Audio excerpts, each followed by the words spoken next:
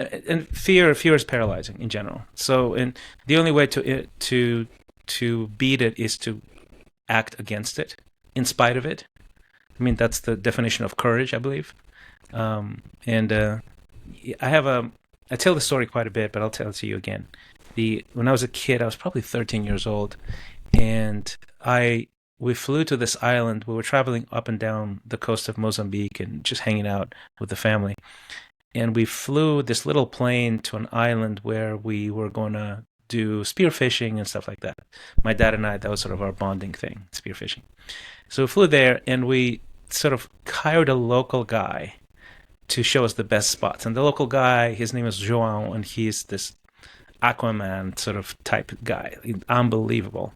And we saw him actually originally from the plane, like miles away from the coast with no boat, and we were like, okay, this guy is special. So we found him. He was showing us around best spots, and he would tell us how he gets his, that's how he makes a living. He gets lobster for the hotel in the island. There's one hotel, and he goes, the lobster's under the rocks. And under the rocks also there's sharks oftentimes because they sleep there because the current keeps their gills oxygenated, right? And we're like, so what do you do when there's a shark sleeping in your way to the lobster? And he goes, I just shake him. I'm like, what? He goes, yeah, just take him by the fin and we shake him and just swim away. And it just stuck with me as it's a perfect metaphor for dealing with fear, right? Why? Well, because the reality is you want to get to some lobster, right? You want to get to the good life of living in passion and purpose, and you want to get good at it, and you have an impact, and you want to help people. That's the lobster. In your way is your fears. That shark that's just laying there, right? In reality, the chances of a shark to attack you when you shake it are very, very close to zero. Very, very close. It's almost impossible, actually. But if you're just a normal person and you're just sort of floating around and you look at a rock and you go see a shark, what happens to you, right? You have this panic. You start swimming. I mean, you probably lose your breath and start swimming to the surface as soon as possible.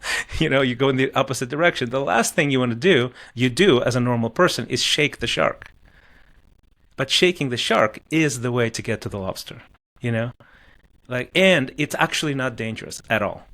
It will just swim away. That's all it will do, So, and I think that's just true in life, right? Is that you just the fears that you have are almost entirely subjective and not real, And just go do the thing that you want to do and give it your all.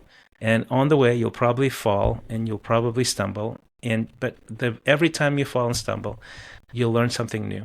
And the other thing I think for me is guidance, right? The other way to beat that between sort of just displaying the courage and doing the action is getting guidance. Because if you have a João, like that guy, he can tell you, don't be afraid to shake the shark.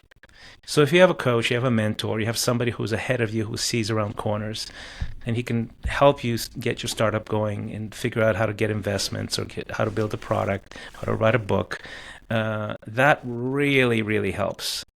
Because if I was with this guy, with João, right, in the water, and he would just point to me and say, hey, go do it, I'll probably do it because I trust him, So if you don't have guidance, get guidance. I think it accelerates progress just in general.